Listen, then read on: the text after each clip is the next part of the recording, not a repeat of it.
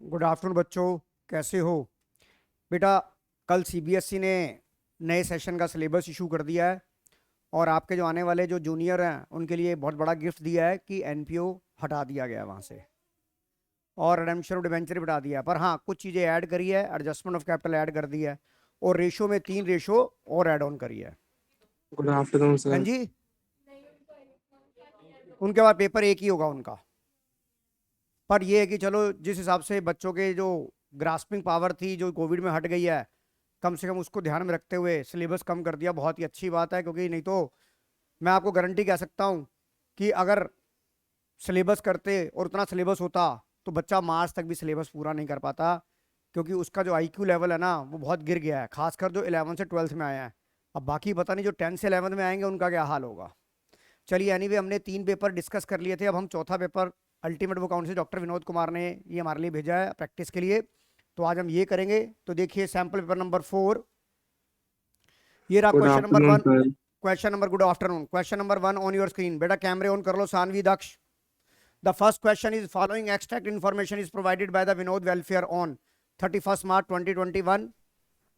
Stock of sports material nil 1/4/20, that is opening stock, opening creditor, creditor, closing creditor. Amount paid to supplier of sports material during the year 2 lakh. एक बात मैं आपको, और यहाँ पर नीचे कैश परचेज भी दे रखी है, मैं पहले आपको डिस्कस करना चाहूंगा। इधर देखिए बेटा श्रुति, जब आपको ये amount paid to supplier of material दिया हो और कैश परचेज ना दी हो, तो ये माना जाता है कि जब क्रेडिटर का अकाउंट है तो ये पेमेंट आपने क्रेडिटर को करी है। अदरवाइज यहाँ पर हमारे को कैश परचेज गिवन है। Sum of sports material during the year, book value 35,000 का माल हमने 15,000 का बेच दिया। Sports material consume during the year दिया। Find out the stock of the material at the end. मुझे क्या निकालना है? क्लोजिंग स्टॉक निकालना है। तो आप सबसे पहले अपना फार्मूला लिखेंगे। कैसे लिखेंगे आप मेरे साथ लिखिए। चलिए, आपको क्या निकालना है? ये सैंपल पेपर नंबर 4 है। सबसे पहले आप अपना फार्मूला लिखेंगे। क्या लिखते हो आप? ओपनिंग स्टॉक ऑफ, ऐसे लिखेंगे पेपर में, आप सभी लिखेंगे। ओपनिंग स्टॉक ऑफ क्या था? मेडिसिन था या मटेरियल था? Sports material. Opening stock of sports material add cash purchases. बेटा बात मत करो, add cash purchases, add credit purchases. देखो, मैं आपके साथ पूरा शिद्दत से लगाऊं तो मेरे क्लास को डिस्टर्ब मत करो। लेस क्लोजिंग स्टॉक, ये जो आपका आता है। और आपको एक बात और याद करनी है, इसके अंदर से आपको एक चीज और याद रखनी है। इधर देखिए, जो आपने मटेरियल बेच दिया, जो आपने स्पोर्ट्स मटेरियल बेच दिया, उसका भी क्या होगा? Less book value of sports material sold, ये भी आप लेस कर देंगे। तो ये जो आपका आता है, ये क्या आता है? Cost of consumed. ये बात आपको समझ में आ रही है कि नहीं आ रही? ये बात समझ में आ गई कि नहीं आ गई बच्चों? अब आपको जो जो इंफॉर्मेशन दे रखी है, अब बेटा एक पेपर, एक काम कर हर्षा, आप दोनों शेयर कर लो बेटा। इसको दे दे, इनको दे दे पढ़ने के लिए। या एक वो एक पढ़ा हुआ ना वो, चला कोई नहीं, तुम दोनों कर लो। ये बात समझ में आ गई कि नहीं आ गई? अब आप ये देखिए, आप स्क्रीन की तरफ देखिए, जो जो इन्फॉर्मेशन दे रखी है पहले उसे पुट कर लीजिए। आपको स्पोर्ट्स ऑफ स्टॉक कितना दिया हुआ है? ओपनिंग स्टॉक कितना दे रखा है? नील। कैश परचेज कितनी दे रखी है? कैश परचेज दे रखी है 1,30,000। मैं लिख दूं कैश परचेज प्लस 1,30,000। अब मुझे क्रेडिट परचेज नहीं पता, पर मुझे क्रेडिट परचेज के लिए क्या करना पड़ेगा? क्रेडिटर अकाउंट बनाना पड़ेगा। बनाइए आप मेरे साथ क्रेडिटर अकाउंट, बनाइए आप मेरे साथ क्रेडिटर अकाउंट। ये कौन सा अकाउंट है? क्रेडिटर फॉर, यार क्यों पावन है? पेपर किस लिए मांग रहा है तू? तेरे पास नहीं है क्या पेपर? कौन से पेपर चाहिए? लिखने के लिए चाहिए, नाचने के लिए चाहिए, गाने के लिए चाहिए? नाचने के लिए चाहिए इसको।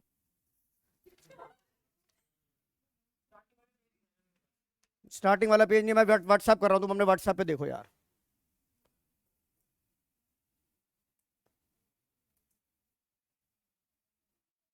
सर पूरा पेपर करना है ना आज? यार क्या कह रहा है तू मेरे को यार, मैं तुम्हारे को कर रहा हूँ, रुक जाओ। मैं तुम्हारे को भेज रहा हूँ, मैं व्हाट्सएप पे भेज रहा हूँ। मैं प्रिंट आउट में निकाल दूंगा मैं।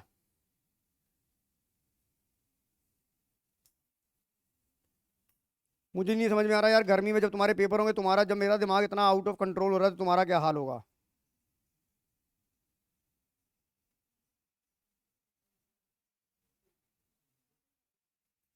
ये देखो आपके ग्रुप पे चला गया, क्रेडिटर फॉर स्टेशनरी। आपको पता है जो क्रेडिटर का बैलेंस होता है वो क्या होता है, लाइबिलिटी बैलेंस, क्रेडिट बैलेंस होता है। क्रेडिटर का ओपनिंग बैलेंस क्या था, बाय बीडी नील। उसके बाद क्या दिया हुआ है आपको, आपने अमाउंट पेड करा है क्रेडिटर को, क्रेडिटर के स्पोर्ट्स मटेरियल का क्लोजिंग बैलेंस कितना है, 80,000। यहां लिख दूं मैं टू बैलेंस सीडी। कनव समझ में आ रहा है बेटा, हाँ जी सर। बैलेंस शीट यहाँ लिख दिया, और मैंने इसको यहाँ परचेज कर दी है, पेमेंट कर दिया, तो यहाँ बैंक आ गया, क्रेडिटर कम हो गया। कितना क्रेडिटर को पेमेंट दे दिया मैंने, 2 लाख रुपए मैंने क्रेडिटर को पेमेंट दे दिया। बताइए ये बात समझ में आ गई कि नहीं आ गई, जानवी ये बात समझ में आ गई, श्रुति, छवि भान। यहाँ से अब आपको क्या बैलेंसिंग फिगर मिल जाएगी, आपको एक यहाँ क्या मिल जाएगा, बाय क्रेडिट परचेज आपको मिल गई बैलेंसिंग फिगर, जिसे मैंने ग्रीन पेन में लिखा है। यहाँ का टोटल कितना आया, 2,80,000। यहाँ कितना आ गया, 2,80,000। ये मैंने यहाँ पुट कर लिया। बताइए मेरी बात समझ में आ गई एकाग्रता, राइट। अब आ जाइए, आगे चलते हैं। क्रेडिट परचेज कितनी आ गई आपकी, प्लस 2,80,000। क्लोजिंग स्टॉक आपको निकालना है, इसे आप एक्स मान लो।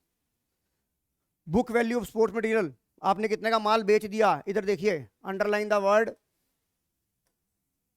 Sports of material sold during the year. Book value कितनी थी, 35,000 का माल 15,000 में बेच दिया, तो इसके दो इफेक्ट होंगे। एक तो कॉस्ट ऑफ मटेरियल कंज्यूम में कम हो जाएगा, राइट, जो निकलेगा, प्लस इसके अंदर जो 35,000 का माल आपने 15,000 का बेचा, 20,000 का लॉस आया कि नहीं आया, तो loss on sale of sports material income and expenditure के डेबिट साइड में जाएगा। हालांकि यहाँ पर इनकम एंड एक्सपेंडिचर का नहीं पूछा है इन्होंने, वो पूछा है अगर आपसे कंप्लीट ट्रीटमेंट है, तो ये आपने बुक वैल्यू 35,000 का माल आपने 15, तो ये जो 20,000 का आपका लिख लीजिए, पेपर में लिख लीजिए, अपने जो लॉस आया कॉपी पे लिख लीजिए, ये कहाँ जाएगा, इनकम एंड एक्सपेंडिचर के डेबिट साइड में जाएगा। बेटा मेरी बात समझ में आ रही है कनव,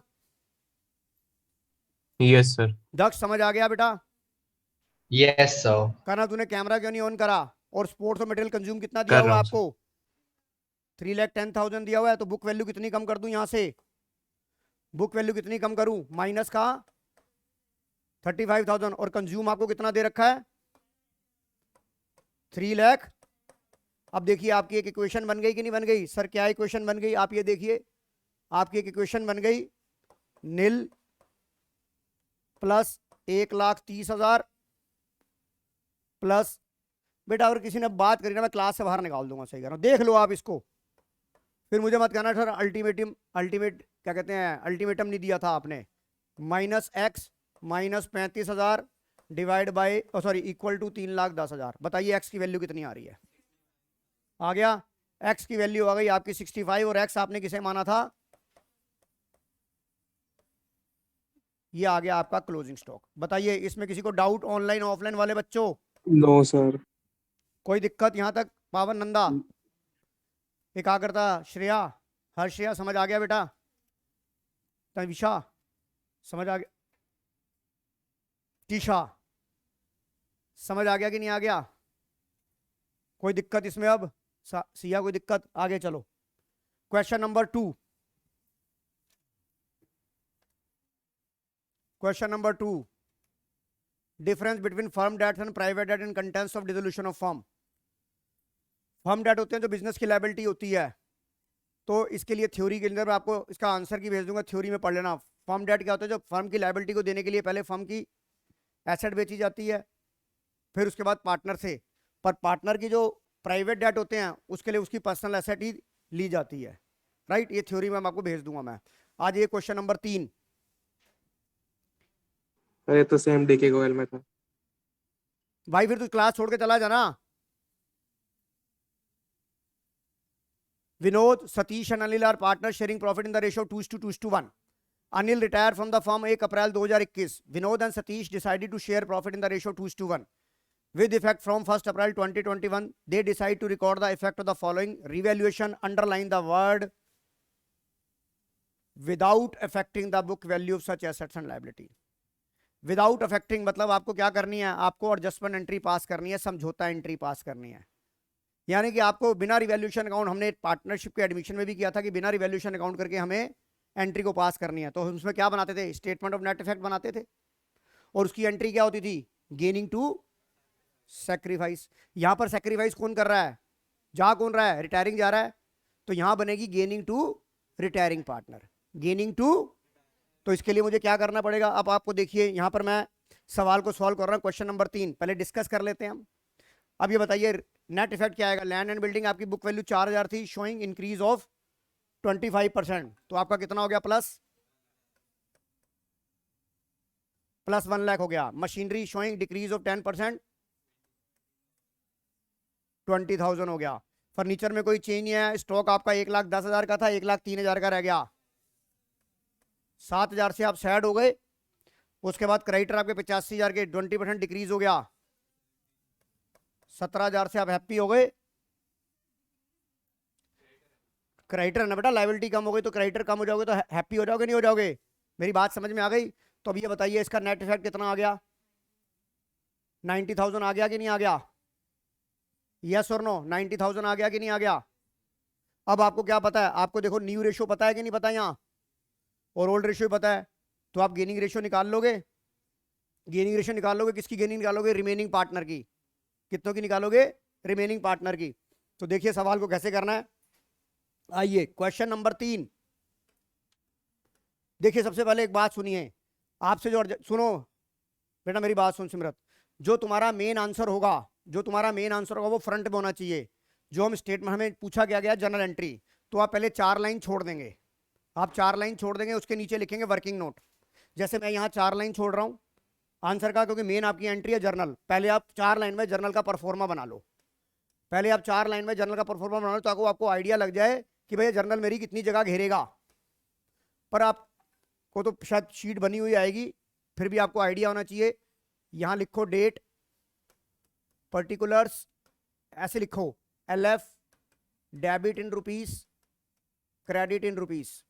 ये मेरा बन गया परफॉर्मा, राइट। अब नीचे मैं अपना वर्किंग नोट निकालूंगा। वर्किंग नोट में आ जाओ। वर्किंग नोट में मेरे को गेनिंग रेशियो निकालनी है। किस किस की निकालूंगा मैं गेनिंग,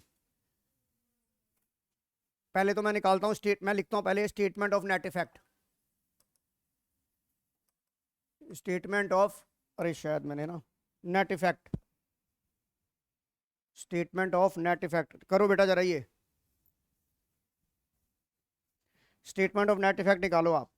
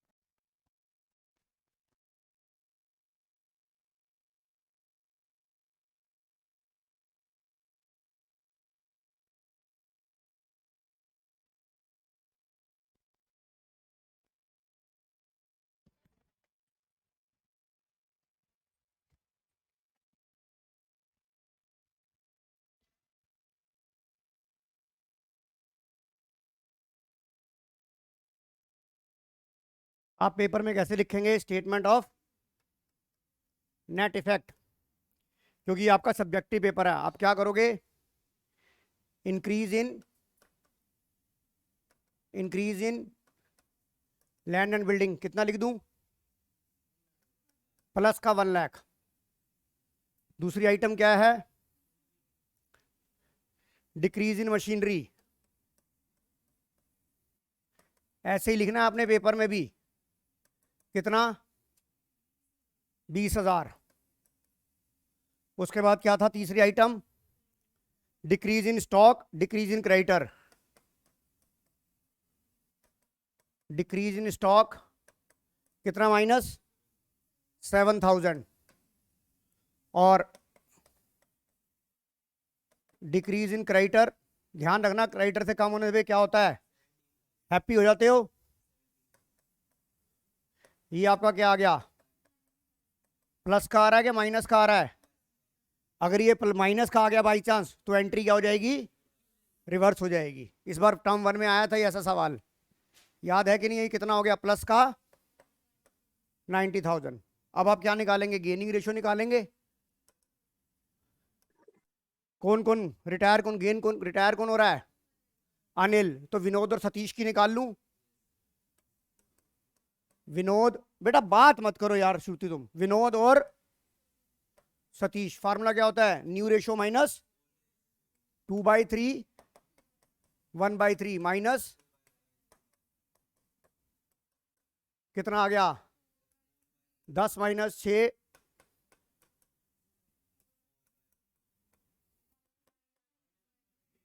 माइनस ये गेन हो गया, ये क्या हो गया? सैक्रिफाइस हो गया। यस और नो? अब हम इस सैक्रिफाइस को किससे सैक्रिफाइस का मतलब है कि सतीश क्या होगा? क्रेडिट होगा। किससे होगा? ये 1/15 को मल्टीप्लाई किससे करेंगे? स्टेटमेंट ऑफ नेट इफेक्ट से मल्टीप्लाई करेंगे। ये कितना आ गया? सॉरी, ये कितना आ गया?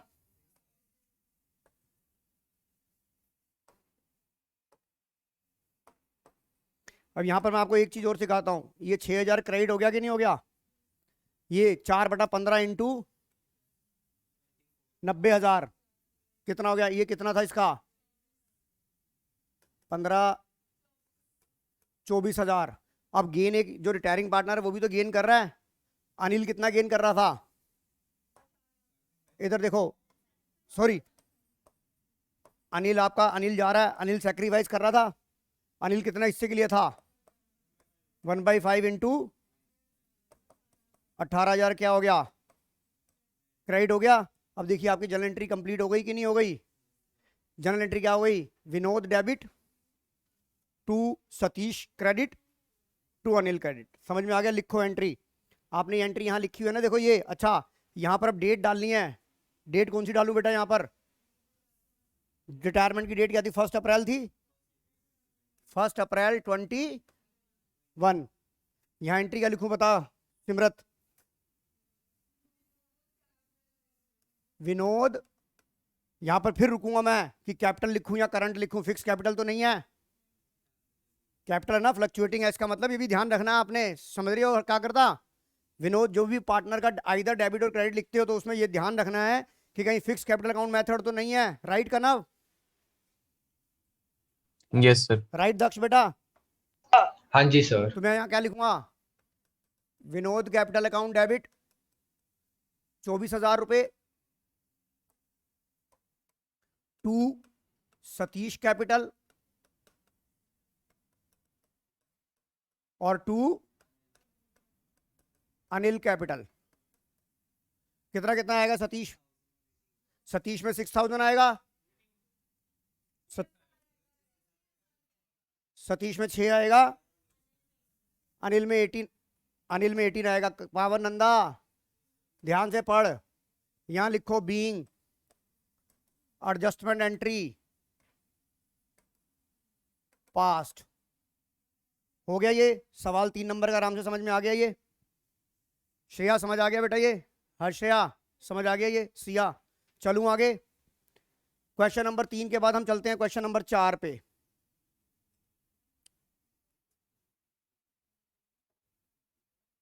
Following extract information is provided by the Vinod Welfare Club on 31st March 20. Your current year is 1920.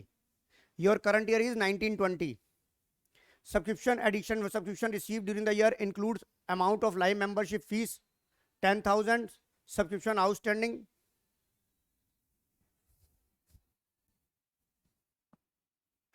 Subscription outstanding 31 March 19 8500, total subscription outstanding 31 March 2020 18,500, subscription received advance. हमें निकालना क्या है इसके अंदर भाई? अच्छा इसमें लिखा नहीं हुआ, यहां लिखो कि income and expand show the income and expand show the subscription in income and expenditure account, लिख लो यहां पे show amount of subscription in income and expenditure account and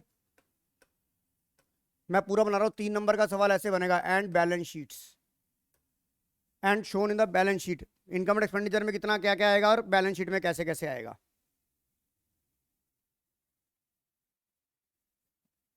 right शुरू करूं तो मेरा आंसर क्या होगा? इधर देखिए क्वेश्चन नंबर कौन सा था ये? Question number 4। तो देखिए इधर देखिए बच्चों कैसे बनाना है। आप यहां लिखेंगे income and expenditure account for the year ended कितना 31 मार्च 19। फिर यहां लिखेंगे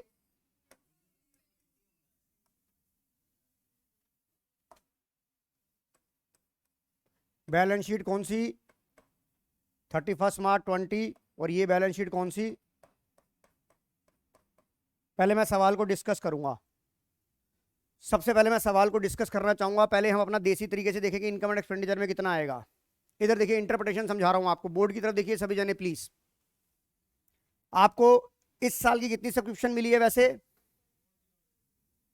40,000 मिली है कि नहीं मिली? मिली है, एकाग्रता मिली है ना।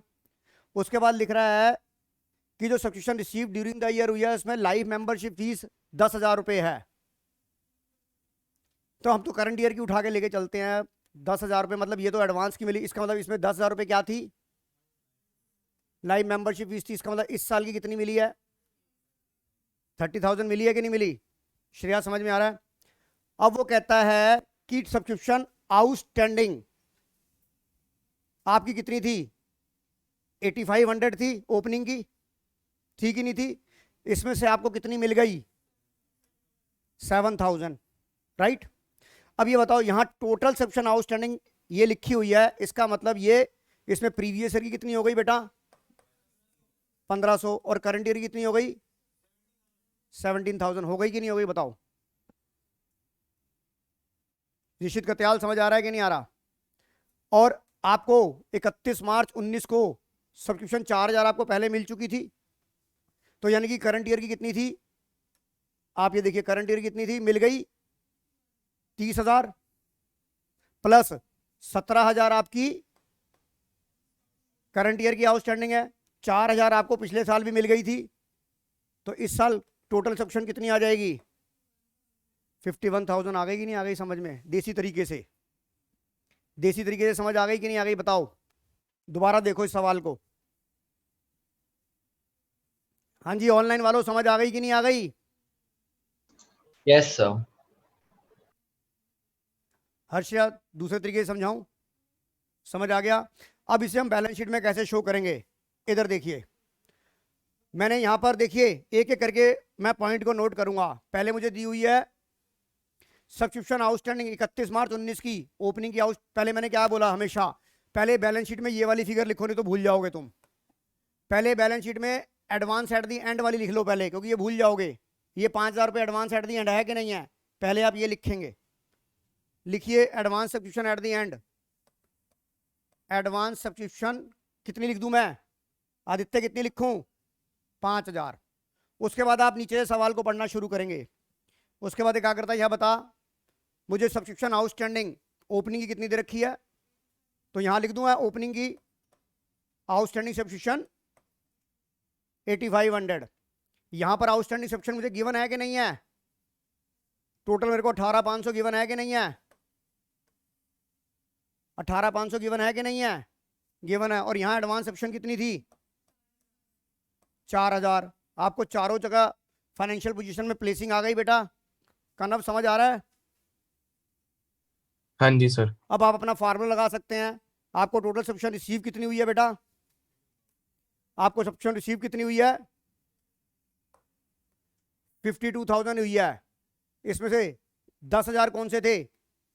लाइव मेंबरशिप फीस के थे। तो 10,000 पे आपने माइनस कर दिए। कितना हो गया ये? Total subscription receive during the year 42,000 हुई कि नहीं हुई? उसके बाद क्या करोगे? Add less, add outstanding at the end 18,500, outstanding at the beginning 8,500, 4,000 और ये हो गया 5,000। देखिए आंसर बराबर आ रहा है कि नहीं आ रहा? हर एंगल से समझा दूंगा मैं आपको। आदित्य शर्मा समझ आ गया? छवि, भान, पावन नंदा समझ आ गया कि नहीं आ गया? नोट करो इस सवाल को।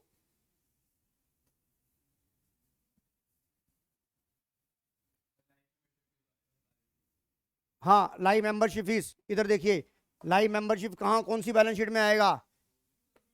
यहाँ पे कैपिटल फंड लिखो ऐसे, dot dot dot less, sorry add live membership fees कितनी? 10,000। समझ आ गया कि नहीं आ गया? पूरा कंप्लीट फाइनेंशियल स्टेटमेंट में एनपीओ के पूरी लोकेशन हो गई कि नहीं होगी? सात्विक दावर, करण महेंद्रू, क्लियर है बेटा? ये बेटा थोड़ा बहुत कॉन्फिडेंस आ रहा है कि नहीं आ रहा ऑनलाइन ऑफलाइन वाले बच्चों? Yes, sir, आ रहा कनव है। अब समझ आ रहा है कि नहीं आ रहा? हाँ जी सर, आ रहे। भाई इज्जत बचा लोगे नहीं बचा लोगे? जैसे टर्म 1 में इज्जत बचाई है, टर्म 2 में बचा लोगे नहीं बचा लोगे? कहीं जमानत जब्त कराओगे? जी सर, बचा लेंगे सर। बचा लेंगे। थैंक यू बेटा, बचा लेना। मेरी पगड़ी तुम्हारे हाथ में है, उछालनी है उछाल देना, लगानी है लगा देना। चलिए इस सवाल में कोई डाउट किसी को? अब हर एंगल से मैंने आपको देसी तरीके से भी समझा दिया, कॉन्सेप्चुअल भी समझा दिया और अर्थमेटिकल भी समझा दिया। हर्षित समझ आ गया कि नहीं आ गया? Yes sir. चलिए आगे, ये भी सवाल हो गया। अब और वाला क्वेश्चन आया, चलिए हम और वाले पे चलते हैं। और वाला फंड बेस अकाउंटिंग पे सवाल है। मैं फिर दोबारा बार बार आपको एक बात रिकॉल याद कराता रहूंगा, सिर खाता रहूंगा। 23 मई तक पेपर है, 22 मई तक सिर खाता रहूंगा कि अगर फंड बेस अकाउंटिंग का सवाल आया, बार बार बोलता रहूं, अगर फंड बेस अकाउंटिंग का सवाल आया और फंड बेस अकाउंटिंग में कोई फंड बेस इन्वेस्टमेंट होगी तो इन्वेस्टमेंट पे जो इनकम आएगी वो फंड की मानी जाएगी, चाहे वो मिली या नहीं मिली। दूसरी, फंड बेस अकाउंटिंग में एक बात और याद दिलाऊंगा कि अगर फंड से एसेट क्रिएट हो रही है, अगर फंड से एसेट क्रिएट हो रही है, दोबारा बोल रहा हूं, अगर फंड से एसेट क्रिएट हो रही है तो जितना अगर आपकी एसेट अभी अंडर कंप्लीशन है यानी कि वर्क इन प्रोग्रेस है तो फंड में से उतना पैसा माइनस हो जाएगा और उतना पैसा कैपिटल फंड में ऐड हो जाएगा। और अगर आपका बिल्डिंग कंप्लीट हो गई है, एसेट कंप्लीट हो गई है, उसके बाद भी अगर फंड में पैसा बच जाता है तो आप उस फंड को क्लोज कर देते हैं और उस क्लोजिंग का पैसा भी आप कहां ट्रांसफर कर देंगे? कैपिटल फंड में। राइट, ये चीजें तो आपने कर रखी है। अब ये बताओ, ये सवाल आया, सबसे पहले मैं क्या करूंगा? सबसे पहले मैं ये चेक करूंगा भाई, इंटरेस्ट मेरी इन्वेस्टमेंट कितने की थी? इधर देखिए 5 लाख की थी, इस पे इंटरेस्ट कितना आना चाहिए था? 50,000। ये जो फंड के ऊपर इंटरेस्ट आया ये जर्नल इनकम नहीं मानी जाएगी एनपीओ की। ये फंड की इन्वेस्टमेंट ये किसकी मानी जाएगी? प्राइस फंड की इनकम मानी जाएगी। ये इनकम एंड एक्सपेंडिचर के अकाउंट में क्रेडिट नहीं होगी। राइट, अब आप देखिए, आपको प्राइस फंड 50,000, क्या आपको इस पे इंटरेस्ट कितना मिला? 35 मिला कि नहीं मिला? इसका मतलब 35 अगर मिल गया तो 15,000 क्या रह गया? एक्रूड इंटरेस्ट रह गया। ये एक्रूड इंटरेस्ट भी फंड में ऐड होगा क्योंकि हम एक्रूअल बेसिस सिस्टम करते हैं फाइनेंशियल पोजीशन बनाते वक्त, मैचिंग कॉन्सेप्ट को करते हैं। ये भी वहां ऐड होगा और एसेट भी बन जाएगी। अब रही बात, ये हो गया, ये हो गया, ये हो गया डोनेशन, ये हो गया, ये क्या लिखा है? स्पोर्ट्स एक्सपेंसेस का प्राइज अवार्ड के साथ कोई लेना देना नहीं होता। तो सर ये अमाउंट कहां जाएगा? ये अमाउंट इनकम एंड एक्सपेंडिचर के, ये अमाउंट कहां जाएगा? इनकम एंड एक्सपेंडिचर के डेबिट में चलाएगा क्योंकि ये स्पोर्ट्स एक्सपेंसेस है, ये प्राइज फंड है। अगर स्पोर्ट्स फंड होता तो अलग बात होती बेटा। मेरी बात समझ में आ गई श्रेया? हर्षया समझ आ गई? तो इसको मैं कैसे दिखाऊंगा? As an accountant how will you show the above information in the books of, अब देखो वो लिख रहा है in the books of Vinod welfare, उसने यहाँ बैलेंस शीट वर्ड नहीं लिखा। तो बुक्स के अंदर में क्या क्या आएगा? इनकम एंड एक्सपेंडिचर भी आ जाएगा, इनकम एंड एक्सपेंडिचर भी आ जाएगा और आपकी बैलेंस शीट भी आ जाएगी। आपने सवाल को पढ़ा, अगर आपने यहाँ पर खाली बैलेंस शीट में शो कर दिया तो आपके बेटा मार्क्स डिडक्ट हो सकते हैं। उसने अंडरलाइन द वर्ड क्या लिखा है, in the books of Vinod welfare, not in the extract balance sheet. Chhavi Bhan मेरी बात समझ में आ रही है? द आंसर कौन सा था? Answer number 4।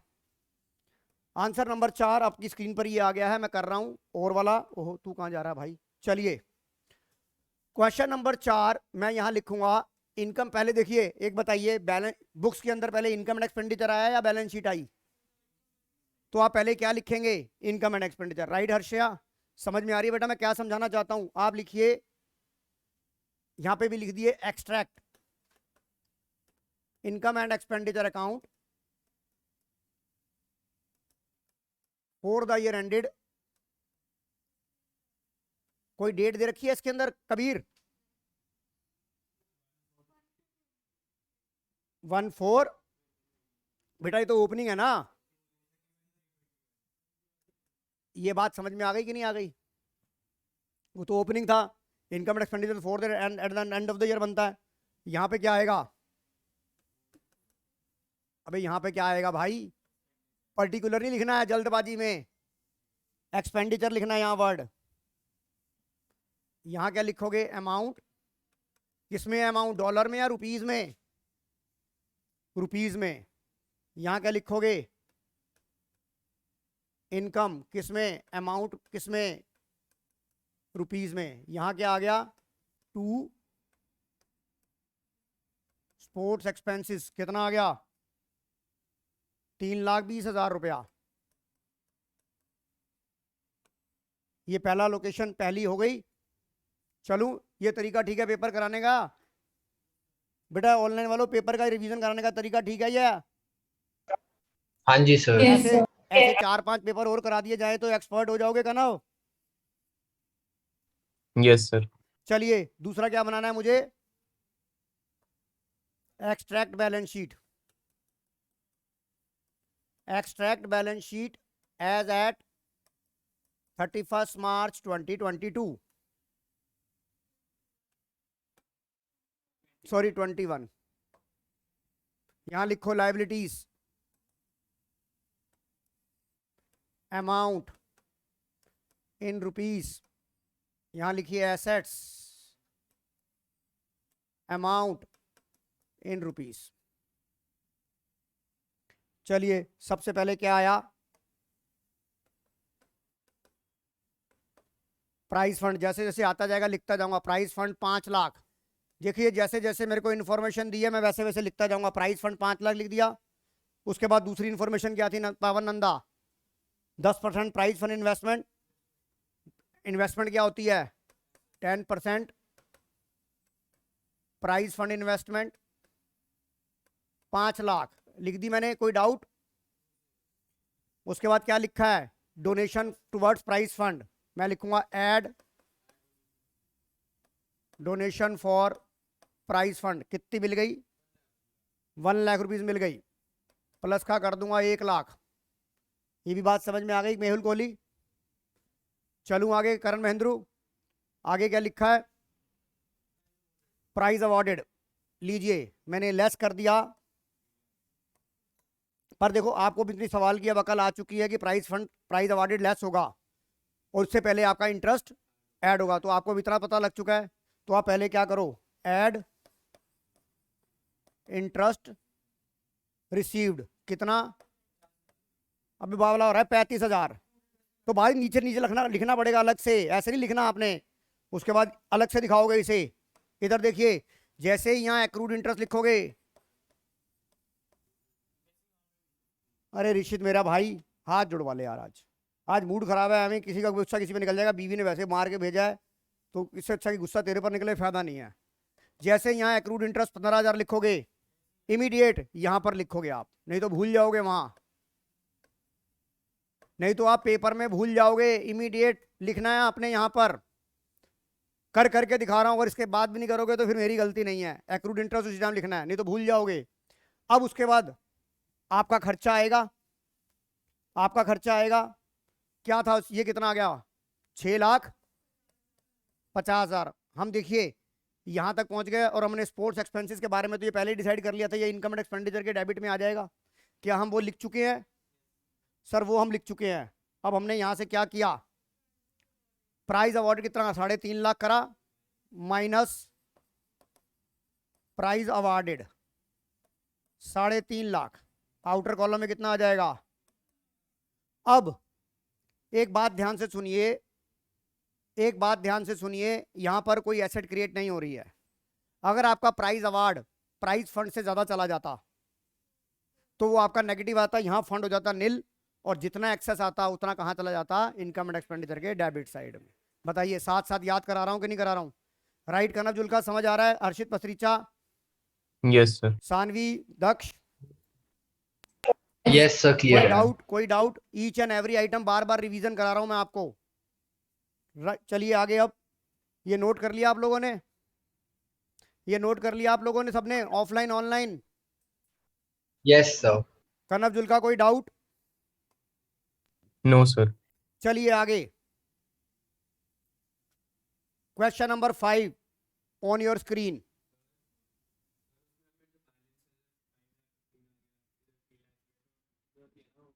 टोटल की ना, ये तो एक्सट्रैक्ट बैलेंस शीट है ना, ये तो सिर्फ एक इंफॉर्मेशन प्लेसिंग के लिए होती है, इसलिए इसे एक्सट्रैक्ट बोला था, क्योंकि एक आइटम है, इसे मेमोरेंडम बैलेंस शीट भी बोल सकते हैं हम, क्योंकि एक इंफॉर्मेशन है ना ये। टोटल करने की जरूरत नहीं है आपको करण महेंद्रू। अब देखिए, सबसे ज्यादा दुखी वाला जो क्वेश्चन होता है वो डेथ का होता है, और डेथ का क्वेश्चन नॉर्मली मैंने देखा बच्चों का गलत होता है।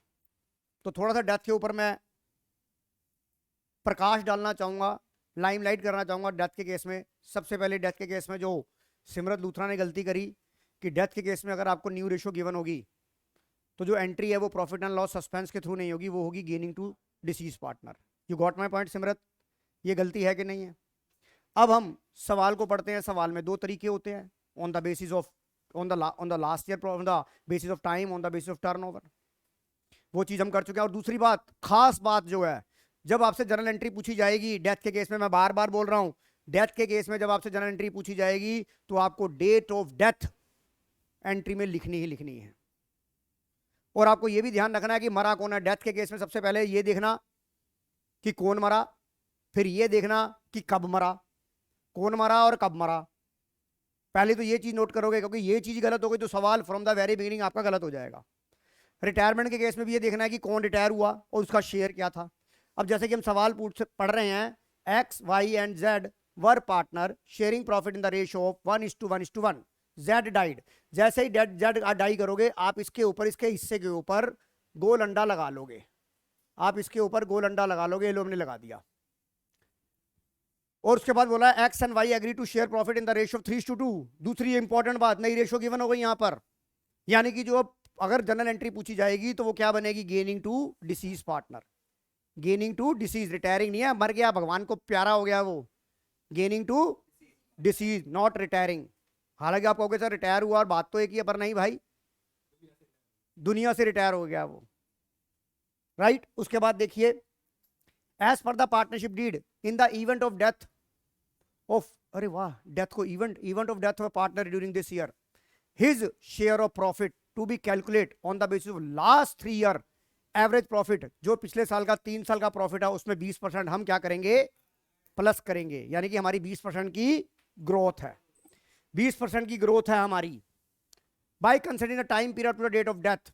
लास्ट बैलेंस शीट आपको दे रखी है, profit for the year, very very good sum. अब देखिए, आपके आंखों के आगे सवाल पेपर के अंदर अंधेरा छा जाता है। आपको पिछले 3 साल का प्रॉफिट दिया गया है कि पिछले 3 साल का प्रॉफिट लेके 20% करना है, और नीचे आपको 1 2 3 4 प्रॉफिट दिए हुए हैं, दिए हुए कि नहीं दिए हुए।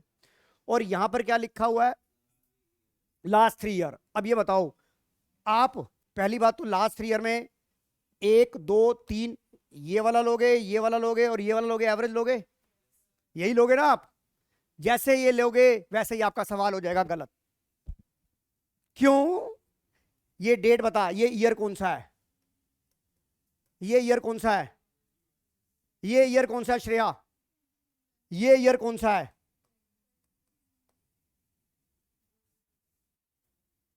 एक आकर था मेरी बात, ये ईयर कौन सा, लास्ट बैलेंस शीट कब बनी थी, 2021 में बनी थी। लास्ट 3 ईयर के प्रॉफिट में ये कौन सा है, सेकंड लास्ट है। अरे भाई फिर फर्स्ट कहां गया? नहीं, नील भी नहीं है। बैलेंस शीट में देख, ये देखिए नाच रहा, नाच मेरी बुलबुल तुझे पैसा मिलेगा, है कि नहीं है? यहां यही गलती तुमसे एग्जामिनर करा देगा, वहां पर यही गलती करा देगा। ये देख, ये देख, ये देख, ये नाच रहा है कि नहीं नाच रहा? इधर देख बेटा, ये प्रॉफिट यहां नाच रहा है कि नहीं नाच रहा? तो ये आपका फर्स्ट लास्ट होगा, ये आपका सेकंड लास्ट होगा, और ये आपका, बताओ यही क्रक्स था कि नहीं था?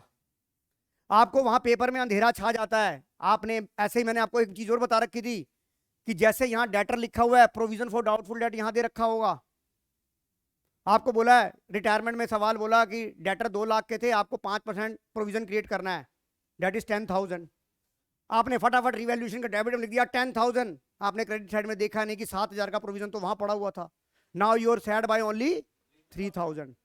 तो मतलब कहने का मतलब ये है कि मैंने आपको हमेशा क्या बोला, रॉ के एजेंट बनो। सवाल करते वक्त आगे पीछे दाएं बाएं ऊपर नीचे सब जगह देखो। जैसे लड़के सड़क पे चलते हुए दाएं बाएं ऊपर नीचे सब जगह देखते हैं कि कौन आया कौन गया, है पेपर के टाइम में कौन मेरा दोस्त मेरे को नकल मरवाएगा, बताना क्या है इसका आंसर। होता कि नहीं होता? आगे पीछे दाएं बाएं से जब पूछते हो तो यहां पर भी सवाल को भी आगे पीछे दाएं बाएं से देखना है कि कहीं एग्जामिनर हमसे कोई, तुम अपने माँ बाप को और टीचर को तो बेवकूफ बना देते हो, पर एग्जामिनर को बेवकूफ नहीं बना पाते, क्योंकि एग्जामिनर तुम्हें बेवकूफ बना देता है ड्यू टू तुम्हारी लापरवाही की वजह से। क्योंकि वहां तुम हमारे साथ तो स्मार्टनेस दिखा देते हो, पर एग्जामिनर के साथ स्मार्टनेस नहीं दिखा पाते, इसलिए फिर नंबर आते हैं कम। तो जो स्मार्टनेस, जो बेवकूफियां तुमने कोविड में, सर कैमरे में आज इंटरनेट कम आ रहा है, आज सर माइक खराब है, आज मेरी तबीयत खराब है, मैं कैमरा ऑन कर सकता हूँ नहीं कर सकती हूँ, वट एवर जो भी आपने मेरे को बहाने लगाए 2 साल में, अगर इसी तरह के दिमाग के बहाने एग्जामिनेशन हॉल के अंदर दिखाओगे तो मैं कह रहा हूँ फुल ऑन फुल मार्क्स ले जाओगे। तो देखिए पहला प्रॉफिट ये रहा, और ये प्रॉफिट जो है एसेट साइड में, इसका मतलब क्या है? ये लॉस। इसका मतलब क्या है? ये लॉस। और लॉस का मतलब क्या होता है? Negative profit. लॉस का मतलब क्या होता है? Negative profit. तो बताइए, अब हम एवरेज प्रॉफिट निकालते हैं, और मुझे क्या निकालना है? Calculate the Z share of profit and give the entry for the same. यानी कि मुझे जनरल एंट्री भी बनानी है और शेयर ऑफ प्रॉफिट भी निकालना है। अब जनरल एंट्री की बात आई, अब यहां पर नई रेशो गिवन थी, तो जब नई रेशो गिवन थी तो मैं P&L सस्पेंस के थ्रू एंट्री नहीं करूंगा, मैं करूंगा gaining to deceased partner capital account. तो सबसे पहले इधर देखिए, सबसे पहले मुझे सवाल क्या पूछा गया? क्वेश्चन नंबर कौन सा था श्रेया? ये 5। मेरा पहला आंसर ये है, क्या निकालना है? Share of G profit. Average profit निकालूं पहले मैं? मुझे बोला गया था लास्ट 3 ईयर का। लास्ट ईयर में पहला साल कितना था? 10,000 का लॉस, सॉरी 30,000 का लॉस।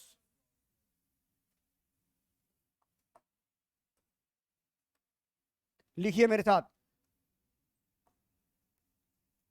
30 का लॉस था कि नहीं था? Plus 180 plus 3 lakh. अच्छा, जेड मरा और इसकी डेट ऑफ डेथ कब हुई है? कहां गई? हाँ, 30 जून को डेथ हो गई है, और इसका मतलब कितने महीने का क्लेश है? 3 महीने का क्लेश है ये, राइट। तो पहले तो यहां पर मैं क्या निकाल रहा हूं? इसका एवरेज प्रॉफिट निकाला मैंने, ये 30 गया, 450 डिवाइड बाई में 3, 1,50,000 आ गया। अब वो क्या कह रहा है जी, इसमें मेरा प्लस कितना होना चाहिए? मेरी ग्रोथ कितनी है कोविड के अंदर? 20% की ग्रोथ है, तो मैं 30,000 ऐड कर दूंगा इसका, 1,80,000। ये मेरा क्या आ गया? फर्म का प्रॉफिट आ गया। फर्म का प्रॉफिट आ गया, आ गया कि नहीं आ गया? कितना आ गया बेटा? पहले फर्म का प्रॉफिट निकालना है। एक आकर था, कितना आ गया फर्म का प्रॉफिट? 1,80,000। अब जी शेयर ऑफ प्रॉफिट कितना आ जाएगा? इधर देखिए, रुको मैं यहां कर रहा हूं, यहां पर कर रहा हूं। ये देखिए, जी शेयर ऑफ प्रॉफिट कितना आ जाएगा? इधर देखिए बेटा, मेरा फर्म का प्रॉफिट आया कितना? 1,80,000। ये तो आया मेरा पूरे साल का। इनटू, नहीं पहले मैं फर्म का प्रॉफिट एक काम करता हूं, पहले मैं फर्म का प्रॉफिट उतने पीरियड का निकाल लेता हूं, नहीं तो दिक्कत हो जाएगी। फर्म प्रॉफिट ये आ गया होल ईयर का, तो यहाँ निकाल देता हूं। चलो फर्म का प्रॉफिट आया 1,80,000 डिवाइड बाई 12 इंटू में 3, ये आ गया कि नहीं आ गया? ये फर्म का प्रॉफिट 3 महीने का आ गया कि नहीं आ गया? अब इसको किससे मल्टीप्लाई करूंगा? किससे मल्टीप्लाई करूंगा? 1/3 से। ये अमाउंट मेरा 15,000 आ गया कि नहीं आ गया? बताइए, amount of share of profit 15,000 आ गया कि नहीं आ गया? कनव जुल्का आ गया कि नहीं आ गया? Yes, sir. दक्ष सिंह आ गया कि नहीं आ गया? और Yes, मेरी sir. एंट्री होती है, मेरी एंट्री होती है profit and loss suspense to G capital account. बस इन दिस क्वेश्चन मुझे न्यू रेशियो गिवन है, तो मैं क्या करूंगा? गेनिंग रेशियो निकालूंगा किसकी? एक्स, और पहले क्या लिखूं? 1/3, 1/3 माइनस क्या करूं कनव? कनव माइनस क्या करूं? यस यस, पहली गलती ऐसे ही पेपर में होगी, न्यू माइनस ओल्ड होती है गेनिंग का फार्मूला। 3/5, कनव समझ आ रहा है गलती? Yes, sir. माइनस 1/3 -1/3 कितना आ गया ये? बाई 4/4 15. 4:1 की गेनिंग रेशियो आ गई कि नहीं आ गई? तो एक्स एंट्री क्या बनेगी 4:1 में?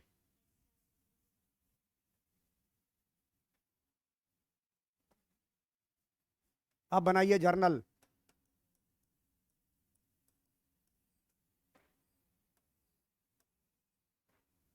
यहां पर अब डेट लिखना लाजमी है, नहीं तो कॉल वेटिंग में आजमी है नहीं है? डैड इसकी मेरी प्रॉब्लम से क्या लेना देना है?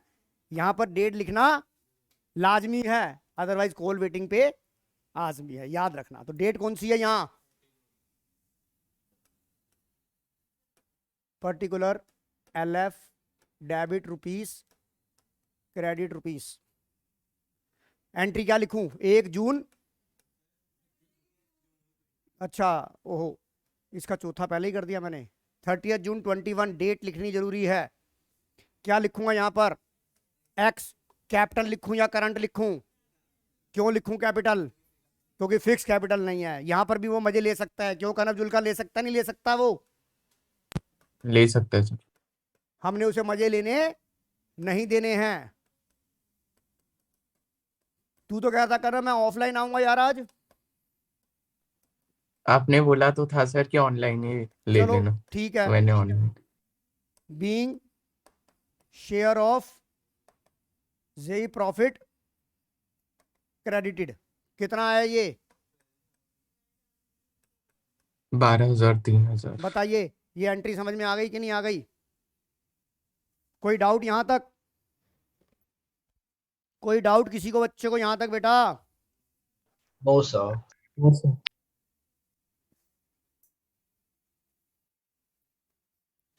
कॉपी करो यहां तक।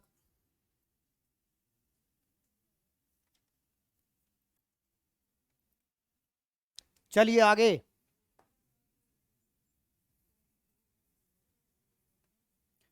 Question number 6।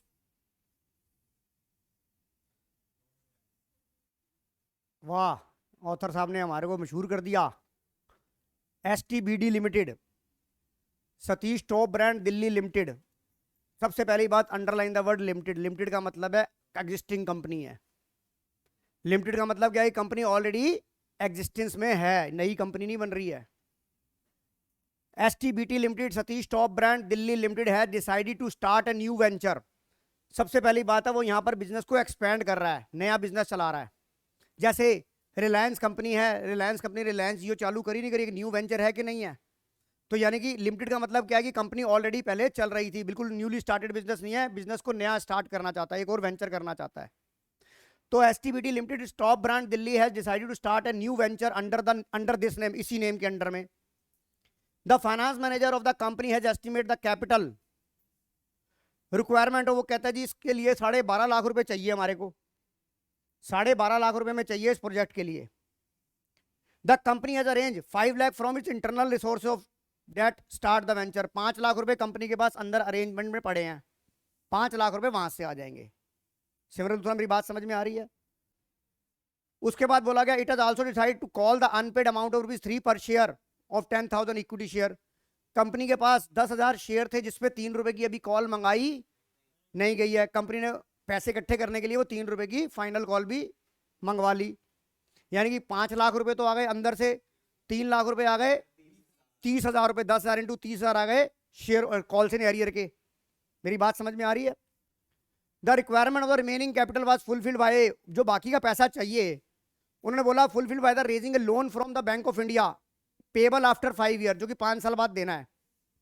8% debenture of 100 each were issued for 1.5 times more amount debt the loan as collateral security. मतलब जो हमने बैंक ऑफ इंडिया से लोन लिया है उसके 1.5 टाइम्स की हमने क्या दे दी? कोलेट्रल दे दी। सवाल को एक बार चाहे दोबारा पढ़ो, एक बार आप देखो पहले, कहीं बताओ कहीं कुछ चीज समझ आई कि नहीं आई। ये केस बेस्ड स्टडी क्वेश्चन है, ये केस बेस्ड स्टडी क्वेश्चन है। एक बार आप क्वेश्चन को एक बार रीड करिए, फिर मैं आपको समझाऊंगा। यहां तक आप रीड कर लीजिए पहले, फिर देखते क्या निकालना क्या है। 2 बार पहले क्वेश्चन को रीड करिए, फिर मैं डिस्कस करता हूं।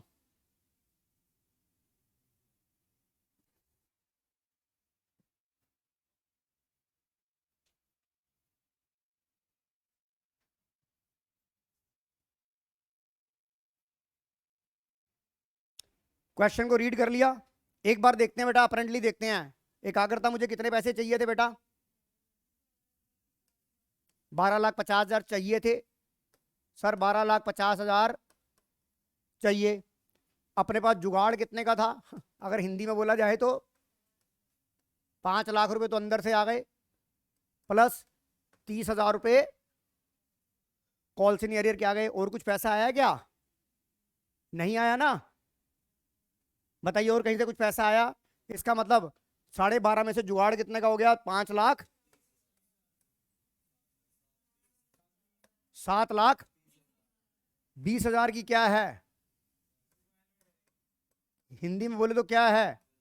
थोड़ा है, थोड़े की जरूरत है। एक सीरियल था ना, थोड़ा है थोड़े की जरूरत है। 12.5 लाख चाहिए, थोड़ा है, कितने की? थोड़े की जरूरत कितने की हो गई?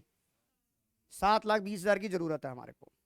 इसका मतलब मुझे फंड कितना चाहिए? बैंक लोन से जो मैं बैंक लोन का अमाउंट लूंगा वो कितना लूंगा? 7.5 लाख, सॉरी 7,20,000 का मुझे बैंक में जो आवेदन एप्लीकेशन फाइल करनी पड़ेगी अपने प्रोजेक्ट के लिए, कितने अमाउंट के लिए करनी पड़ेगी? 7 लाख। अब इसके बदले में मैं कोलेट्रल दे रहा हूं, कितना दे रहा हूं? 720 का 1.5 times 10 lakh. Very good Kabir, very good. 10,80,000 की मैं क्या दूंगा? कोलेट्रल दूंगा। और अगर इसकी जनरल एंट्री पूछी जाएगी तो क्या होगा? Debenture suspense account debit to 8% debenture. अब देखिए मुझे सवाल में निकालना क्या, पहले बताओ मेरी बात समझ में आ गई नहीं आ गई? दक्ष, Yes, sir. दक्ष और कनव समझ आ गया बेटा? Yes sir. अब आइए हमें क्या क्या निकालने की बात कर रहा है। What is meant by issue of debenture as collateral security? ये थ्योरी का क्वेश्चन है। डिबेंचर से कोलेट्रल सिक्योरिटी का मतलब क्या होता है? जो आप प्रिंसिपल लोन लेते हैं उसके अगेंस्ट में आप एडिशनल सिक्योरिटी देते हो, that is called debenture issue as a collateral security. Number दूसरा, what will the total requirement of the loan raise by the company? That is 7,20,000। तीसरा, what will the total number of debenture issued by the company? अब आपने देखिए आपने कितना करना था? 10,80,000 करना था, 10,80,000 करना था। और एक डिबेंचर का फेस वैल्यू क्या था? 100 रुपया। तो कितने हो गए? आपको कितने नंबर ऑफ डिबेंचर कोलेट्रल के लिए इशू करने हैं? 10,800। बताइए आंसर समझ आ गया कि नहीं आ गया? यहां पर आपको टोटल रिक्वायरमेंट कितनी हो गई वो मैंने आपको देखो यहां निकलवा दी, निकलवा दी। बताइए वर्बली ये सवाल हो गया कि नहीं हो गया? पर आप इसे पेपर में कैसे दिखाएंगे? सर ऐसे दिखाएंगे? नहीं, ऐसे नहीं दिखाएंगे। क्वेश्चन नंबर क्या था ये मेरा? 6 का नहीं नहीं, पहला तो थ्योरी का हो गया। सेकंड पार्ट में क्या दिखाएंगे हम? अमाउंट। क्या लिखूंगा? अमाउंट, अमाउंट वही लिखूंगा, वर्ड में वही लिखूंगा, अमाउंट। हाँ टोटल, टोटल, टोटल बोलो कभी, total required loan by the company. ऐसे नहीं दिखाओगे आप, ऐसे दिखाओगे 12,50,000 माइनस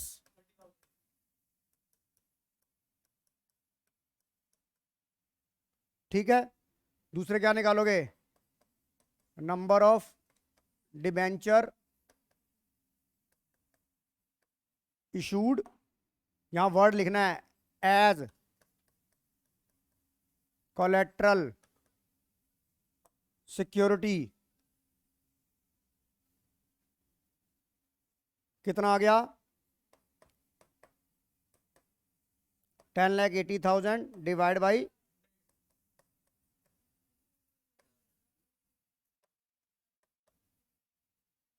बताइए मेरी बात समझ में आ गई कि नहीं आ गई? यहां तक मेरी बात समझ में आ गई कि नहीं आ गई? कोई डाउट यहां तक? कोई डाउट यहां तक? चलिए ये भी हो गया। अब आ जाइए क्वेश्चन नंबर अगले वाले पे। Vinod limited issue 5,000 12% debenture of 100 each on 1st April 2021 as per the terms of condition of issue interest on debenture is payable on the half yearly 30th September and 31st March every year. Give entry relate to the debenture interest and transfer of the interest on debenture of the year to the statement of P&L on 31st March. तो देखिए सबसे पहली बात आपको मैं एक बात, debenture के अंदर जो आप गलती करते हो, ये तो बिल्कुल सिंपल सवाल है। अदरवाइज डिबेंचर के ऊपर जो इंटरेस्ट निकाला जाता है वो ना डिस्काउंट वैल्यू वाली ली जाती है ना प्रीमियम वाली ली जाती है, हमेशा फेस वैल्यू ली जाती है। Interest on debenture is always calculated on the face value of debenture, not at the discounted price, not at the premium price. आपका जो फेस वैल्यू फेस वैल्यू होती है नंबर डिबेंचर की, उसके ऊपर निकाला जाता है। तो सबसे पहले जब भी आप इंटरेस्ट ऑन डिबेंचर निकालेंगे, सबसे पहले आप क्या कैलकुलेट करेंगे, फेस वैल्यू ऑफ डिबेंचर। फिर यहाँ पर जो इंटरेस्ट लगाया गया वो हाफ ईयरली लगाया गया, यानी कि जो आपका रेट होगा उसको 6 महीने के बाद दिया जाएगा। तो बताइए आपने 5, यहाँ पे देखिए यहाँ रुपीस का वर्ड नहीं लिखा हुआ, यहाँ क्या लिखा हुआ है 5,000 डिबेंचर। तो फेस वैल्यू क्या हो जाएगी बेटा, जब भी आपने इंटरेस्ट निकालना है। ये देखिए मैं आपको यहाँ सिखा रहा हूँ, क्वेश्चन नंबर कौन सा था ये, 6 का ही और था ना। तो सबसे पहले जब आप इंटरेस्ट निकालेंगे तो सबसे पहले क्या निकालेंगे, face value of debenture in terms of rupees. कितना आ गया, 5,000 इंटू एक डिबेंचर कितने का था भाई, 100 रुपीस का। तो आपकी फेस वैल्यू कितनी हो गई, 5 लाख। अब जो आपने इंटरेस्ट लगाना है वो हाफ ईयरली लगाना है। तो आपकी पहली जनरल एंट्री क्या बनेगी, इसका पर रेट कितना था आपका, 12% डिबेंचर थे ना ये, फेस वैल्यू ऑफ 12% डिबेंचर। तो अब आप क्या निकालेंगे, उसने आपसे एंट्रियां पूछी ना, तो पहले एंट्रियां निकाल लो आप पहले जर्नल का परफॉर्मा बना लो आप।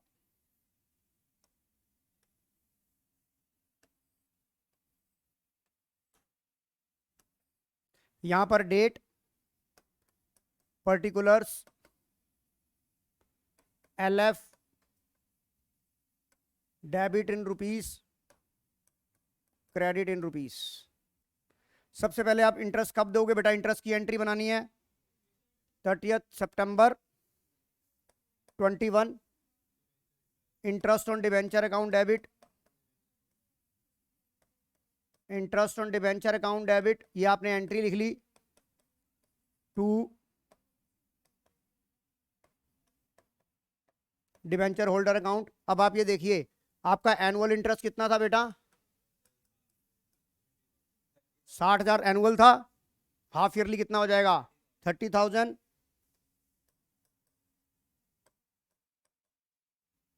Being interest on debenture due. फिर आप इसको पे कर दोगे, डेट सेम रहेगी,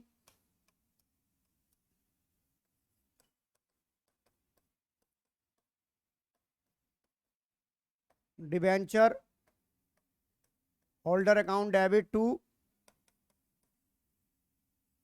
बैंक अकाउंट। कितना,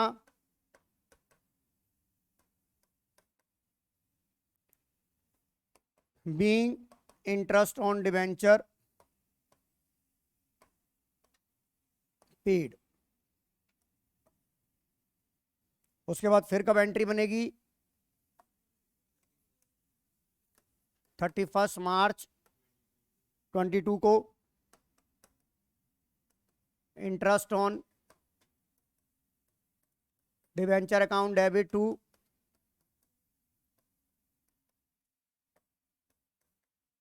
डिवेंचर होल्डर। अगेन फिर अमाउंट आएगा 30,000 being interest on debenture due. अच्छा हाँ, एक और नई बात, कंपैरेटिव एंड कॉमन साइज भी डिलीट हो गई है।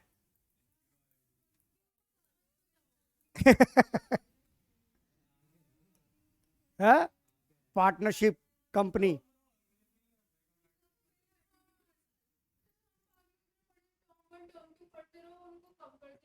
तो बेटा वो ऐसे गोबर है ना, उनको एक बता, 12th के बच्चे ने बता एलसीएम क्या लिखा है, इधर देख। मैंने कहा बेटा जरा इसका एलसीएम निकालियो। क्या निकाला बेटा? अबे भाई एलसीएम निकालना था 12th के बच्चे ने। अरे मैंने बोला एलसीएम निकाल दे। हाँ तो उसने क्या करा, 4 4 8 7 7 14। बता, जिसे एलसीएम निकालना नहीं आ रहा क्या क्या। बेटा सीबीएसई ने ना 12th क्लास का सीबीएसई ने हमें बहुत बड़ी दया करी है। मैं तो बहुत शुक्रगुजार हूं कि कर लिया। भाई बच्चों को ये नहीं पता। मैंने कहा एक साल में कितने मंथ? एक बच्चा कहता है सर 12। मैंने कहा बताइए जरा सीक्वेंस करा, जनवरी फरवरी अप्रैल। हद हो गई बता यार। हाँ इनका 10th में वैसे ही बोर्ड नहीं होता, मतलब वही तो कह रहा हूं ना। मतलब ये कहने का मतलब ये है कि इनका जो आईक्यू लेवल है ना इतना डिग्रेड हो चुका है कि सीबीएसई को भी पता है कि भैया अगर मैंने इतना सिलेबस दे दिया, एक तो टीचर पहले रो पड़ेंगे, कर ही नहीं पाएंगे, बेहोश हो जाएंगे रास्ते में। मैं कहता हूँ अच्छा किया भाई, बहुत बढ़िया करा। नहीं तो गारंटी कहता हूँ भाई ना सिलेबस होता। और एनपीओ में तुझे पता है वैसे ही किसी को ये तो पता नहीं जर्नल बनती कैसे है, कैश एक्रूवल में ही चक्कर खा के गिर जाते। 11th के अंदर बिल ऑफ एक्सचेंज खत्म, 11th के अंदर बिल ऑफ एक्सचेंज खत्म, सिंगल एंट्री खत्म। सिर्फ इस साल के लिए है, अगले साल के लिए नहीं है, सिर्फ कोविड वालों के लिए है ये। हाँ हाँ हाँ, इधर देखो, आ जाओ 31/3/22 को।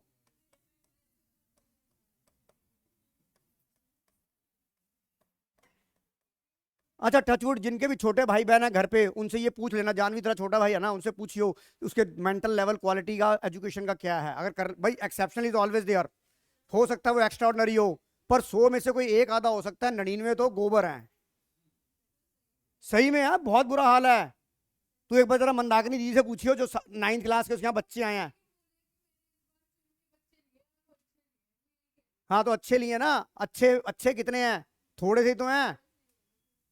इतना कूड़ा करकट हो गया इकट्ठा। मेरे को तो ये नहीं समझ में आ रहा, जो 11वीं का बच्चा मेरे पास जब आएगा ना अकाउंट्स पढ़ने के लिए, एक तो अकाउंट्स पढ़ा नहीं होगा उसने, उसे कैसा कैसा बुखार आएगा तुझे मैं बता नहीं सकता मैं तुम्हारे को। इधर देखो डिवेंचर होल्डर टू। हाँ ये याद याद ही कर रहा हूँ मैं, जो 12वीं का मेरा बैच चल रहा है उसमें मैं तुम्हारी में बड़ी अप्रिसिएशन कर रहा हूँ कि मैंने कहा भाई ये बार जो 12वीं पास कर रहे हैं सर वेरी बड़े बड़े अच्छे बच्चे हैं मेरे, very very well, very very good बच्चे हैं ये मेरे। हाँ और वो भी 11th पूरा तुमने ऑनलाइन पढ़ा है, फिर भी आईक्यू लेवल अच्छा है क्योंकि तुमने 10th बोर्ड दिया था। एलसीएम आता है। हाँ लिखो बीइंग, नहीं टचवुड इस बारे में इस बारे में मैं लकी रहा कि मेरे कोविड के अंदर जो मेरे दोनों बैच आए, चाहे वो एसएफएस का था, चाहे वो वीआईएस का था, चाहे वो अदर्स थे, संभाल लिया उन्होंने। पर अब जो है ना मुझे डर लग रहा है बहुत ज्यादा। आगे चलिए,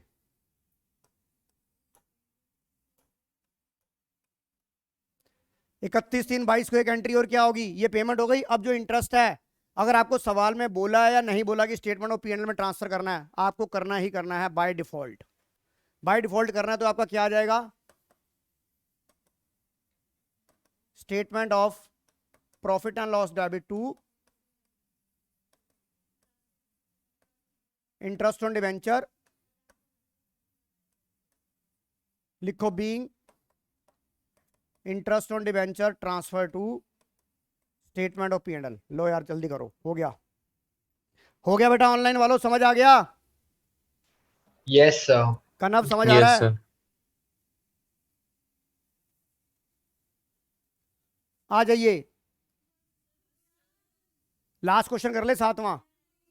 चलो बच्चों की, तो फिर एक काम करते हैं, आज की क्लास हम यहीं ओवर करते हैं। अगली क्लास में हम कहां से शुरू करेंगे? Question number 7, 8, 9, 10। अच्छा हाँ, संडे को टेस्ट है, संडे को टेस्ट है।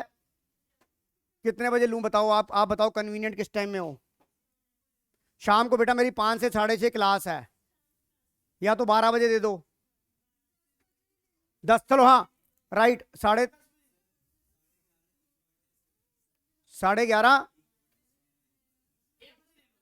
11:30 इको का टेस्ट है। तुम्हारा भी इको का टेस्ट है श्रेया? तो एक बार बताओ, नहीं एक काम करो, 11:30 है ना, तुम 10 बजे आके 11:30 12 बजे कर लो, 10:30 10 बजे टेस्ट देके चले जाओ तुम, क्योंकि तुम उसके बाद इको के बाद तुम अकाउंट्स करने लायक नहीं बचोगे। तो सीधी सी बात है, 10 बजे टेस्ट ले लेता हूं मैं तुम्हारा, संडे 10 बजे। हाँ तो 12:30 कर लो, मैडम को बोलो ना यार। मैं तो पहले कहते जो आएगा ठीक है, नहीं तो भैया जाएगा। अपना 10 बजे से लेके 12 बजे टेस्ट दे दो आप, संडे 10 बजे से 12। राइट बेटा? Okay, sir. Okay bye.